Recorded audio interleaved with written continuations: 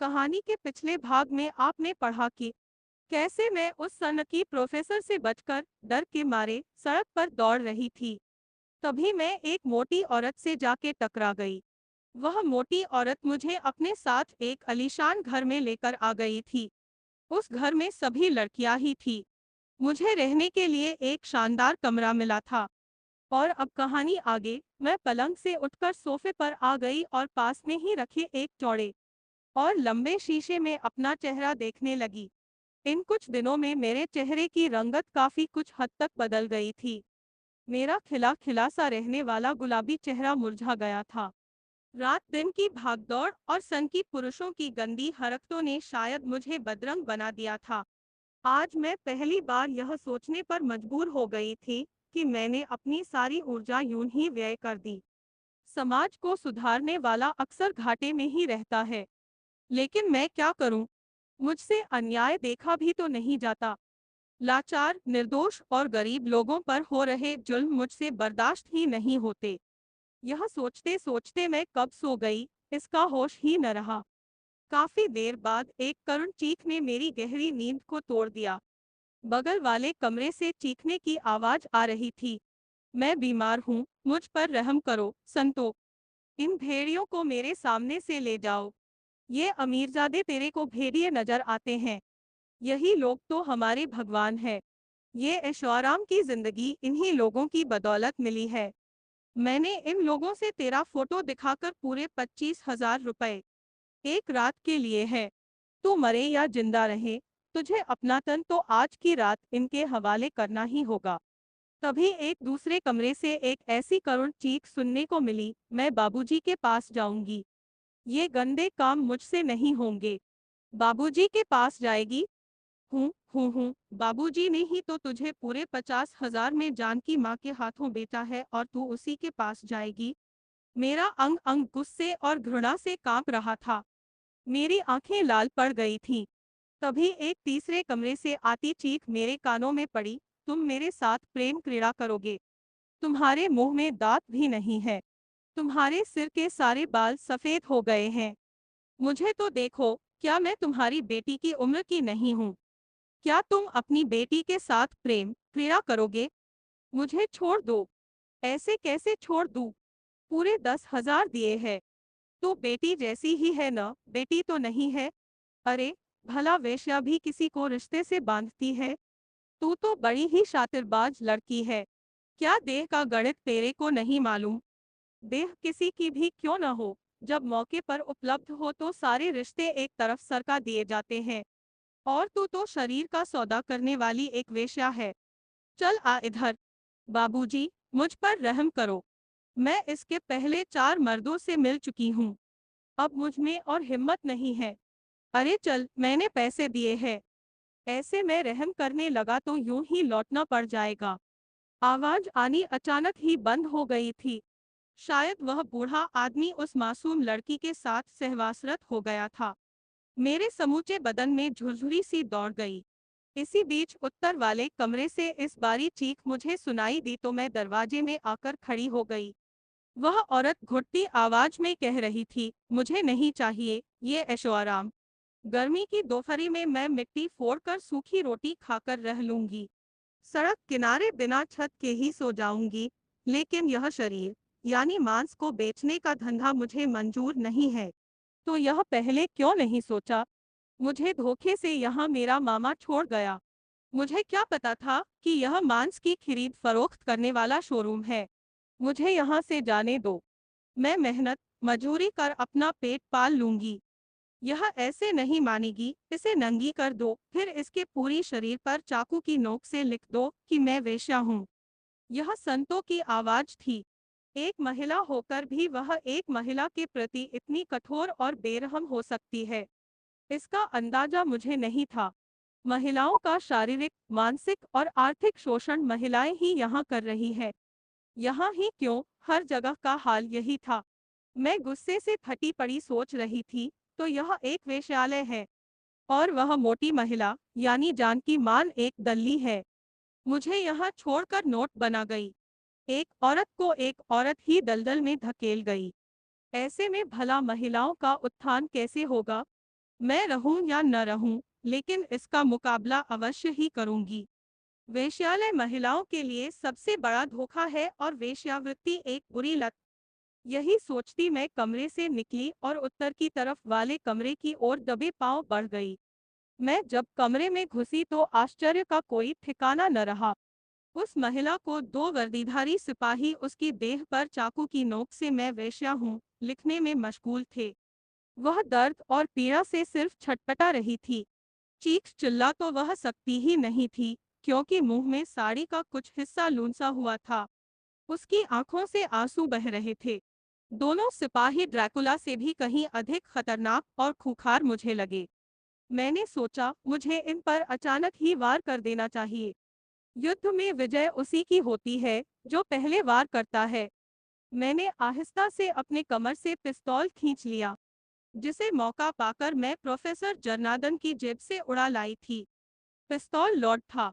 मैंने पिस्तौल को बड़े ही प्यार से चूमा और एक की कनपटी पर टिकाते हुए घोड़ा दबा दिया। फिर बड़ी फुर्ती से दूसरे की कनपटी पर पिस्तौल का अगला सिरा टिकाते हुए बोली, यही है तुम्हारी मर्दागी। वेश्यालय में आकर बेबस और बेशारा महिलाओं से खूनी खेल खेल रहे हो। मेरे यह कहते ही वह मेरी तरफ बाज की तरफ झपटा, लेकिन तब तक गोली चल चुकी थी। अब मैंने भागकर संतों का पीछा किया और सीढ़ियों तक पहुंचते पहुंचते उसे गोली मार दी। वह भी वहीं लुढ़क गई।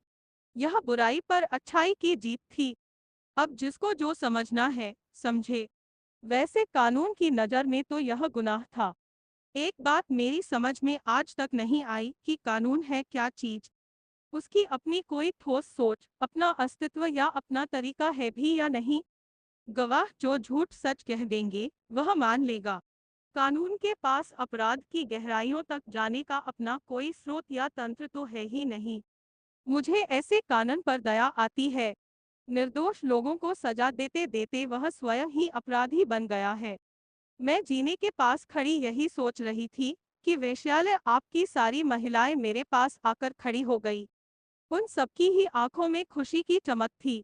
वे संवेद स्वर में बोली, आपने तो वह कर दिखाया जो अन्य महिलाएं करने की सोच भी नहीं आ सकती। यही तो महिलाओं की सबसे बड़ी कमजोरी है। महिलाएं चाहें तो मर्दों को नंगा करके उंगलियों पर नचा सकती है। महिला का अर्थ अबला नहीं, सबला है। और सबला का अर्थ महाशक्ति है। महाशक्ति सिर्फ औरतों को ही कहा जाता है, पुरुषों को नहीं। शक्ति के रूप में सिर्फ औरतों की ही पूजा होती है, पुरुष की नहीं। और शक्ति कभी भी कमजोर नहीं होती है। तुम सब महाशक्ति हो। इस तरह से स्वयं को जलील कराना और अपनी देह के साथ जियाती करवाना अच्छी बात नहीं है। तुम सब अब आजाद हो। अपना जीवन मेहनत मजदूरी कर पूरी आजादी के साथ जी सकती हो। लेकिन हम कहाँ जाएंगी? हमारे सारे रिश्ते तो टूट गए हैं। बाहर जाकर नए रिश्ते बनाओ। चरित्रबल को बढ़ाओ। जो भी करो अपनी इच्छा से करो। मैंने एक चिंगारी जला दी है, उसे आग की शक्ल में डालना तुम सबका काम है। इतना कहकर मैं उस वेश्यालय की सीढ़ियां उतरने लगी। लगभग 200 महिलाएं भी मेरे साथ सीढ़ियां उतर रही थीं। मेरे हाथ में पिस्तौल था। मेरा चेहरा सामान्य नहीं था। मैं अभी भी गुस्से में भरी हुई थी। अगले ही पल मैं सड़क पर आ गई। आजादी की हवा किसे नहीं अच्छी लगती, उसमें बड़ा ही दम होता है। बाहर की हवा ने उन्हें इतना साहसी बना दिया कि वे एक एक कर मुझे धन्यवाद देती हुई जहां मन किया वहां चली गई। लेकिन मैं वहीं खड़ी खड़ी सोच रही थी, जो काम मैंने किया है, क्या कानून या पुलिस वाले वह काम वर्षों में भी कर पाते? पुलिस सबूत मांगती, कानून गवाह मांगता, फिर भी इन 200 महिलाओं के साथ कोई न्याय नहीं होता। देश में जरूरत की बुराई जब आंखों के सामने है, किसी पर खुलेआम अत्याचार हो रहा है, तब ऐसे में गवाहों और सबूतों की आवश्यकता ही क्या है? जज के सामने अदालत में अपराधी किसी को गोली मार देता है, फिर भी गवाहों की जरूरत होती है। क्या यही न्याय दिलाने की सही व्यवस्था है? मैं यह सोच ही रही थी कि तभी मुझे याद आया, अरे मैं तो पुलिस हिरासत से फरार एक मुजरिम हूँ। मुझे इस तरह खुले आकाश के नीचे खड़ा नहीं होना चाहिए। और फिर मैं आगे बढ़ती जा रही थी। तभी मेरी निगाह एक मसाज सेंटर पर जा ठहरी। मैंने सोचा क्यों न यहाँ बदन की मालिश करा लूं। लेकिन जब अंदर पहुंची तो एक पुरुष ने मेरा स्वागत करते हुए कहा, हाँ मैडम, तो आपको मसाज करना है? ठीक है, उस कक्ष में जाकर लेट जाइए। उसने इशारा किया तो मैं उस कक्ष में जाकर लेट गई, लेकिन वहां मुझे यह देखकर बड़ी हैरानी हुई कि औरत की मालिश पुरुष कर रहे थे और पुरुषों की मालिश स्त्रियां कर रही थीं। तभी एक 35 वर्षीय तगड़ा सा मर्द मेरे नजदीक आकर खड़ा हुआ। कपड़े उतार दीजिए मैडम। मैंने झिझकते हुए पैंट उतारी और कहा, मुझे सिर्फ अपनी टांगों की मालिश करवानी है। आओ मेरी टांगों की मालिश करो। मेरे यह कहते ही वह मर्द खींच गया। मैडम, आप मालिश करवाने आई है या पैर पूजवाने? मैं महिलाओं की टांगों की मालिश नहीं करता। तो क्या उनके वक्षों की मालिश करते हो? यह कहती हुई मैं पैंट पहनने लगी, फिर उस कमरे से बाहर आकर बगल वाले कमरे में चली गई। वहां एक महिला एक पुरुष की देह की मालिश करते करते सहवासरत हो गई थी। मालिश प्रेम क्रीड़ा में बदल गई थी। मैं वहां से दूसरे कमरे में पहुंची तो देखा एक पुरुष महिला के हाथ को चूस भी रहा है और उसकी मालिश भी कर रहा है। मसाज सेंटर के नाम पर वेश्यावृत्ति। मैं यह देखकर ही कांप गई। आखिर सबको हो क्या गया है? मैं बुदबुदाती हुई उस मसाज सेंटर के मालिक के केबिन में जैसे ही घुसी, वह घबराकर उठ खड़ा हुआ। माइनस, आपने मालिश करवा ली? मालिश नहीं, प्रेम क्रीड़ा कहो। यहाँ कौन किसकी मालिश कर रहा है? महिलाएं पुरुषों की मालिश करें या पुरुष महिलाओं की मालिश करें? आखिर शोषण तो महिलाओं का ही होना है। पुरुषों के दिमाग को मानना पड़ेगा। नित नई महिलाओं का उपभोग करने के लिए वे कोई न कोई नायाब तरीका ढूंढ ही लेते हैं। मसाज के बहाने वेश्यावृत्ति का धंधा तो खूब फल फूल रहा है। आपकी कमाई भी अच्छी खासी हो रही है। मैं ठीक कह रही हूँ न? क्या आपको पसंद नहीं आया? मैडम, यहाँ जो महिला आ जाती है वह बड़ी मुश्किल से जा पाती है। और आप तो हमारा सारा राज जान चुकी है। आपको तो अब हम किसी भी कीमत पर खो नहीं सकते। यह कहकर वह मेज की दराज की ओर हाथ बढ़ाने लगा। मैंने उससे पहले ही पिस्तौल उसकी ओर तान दी। मिस्टर, अलविदा। तुम एक ऐसे वेश्यालय का संचालन कर रहे हो जो धीरे धीरे पूरे समाज को ही वेश्या बना देगा। तुम्हें मैं चाहकर भी जिंदा नहीं छोड़ सकती। यह मेरी सबसे बड़ी मजबूरी है। मेरे शब्द खत्म होते ही गोली चल गई। गोली उसके सिर में लगी थी। मैं वहां से बाहर आई और एक ऑटो रिक्शा पर बैठते हुए बोली, मुझे जल्दी रेलवे स्टेशन छोड़ दो। अच्छा मैडम, कहते हुए ऑटो चालक ने ऑटो स्टार्ट कर दी। मेरे हुस्न के झल्लो। ये था हमारी मौज मस्ती सीरीज का भाग 18। जैसे सीरीज के पहले सभी भागों को आपने खूब सारा प्यार दिया, उम्मीद है वैसे ही कहानी का यह भाग भी आपको अच्छा लगेगा। तो मेरे झल्लो, कमेंट बॉक्स में अपना प्यार दिखाओ और चैनल को सब्सक्राइब जरूर करें। मैं आपके लिए नई नई कहानियां लेकर आती रहती हूँ। धन्यवाद मेरे झल्लो।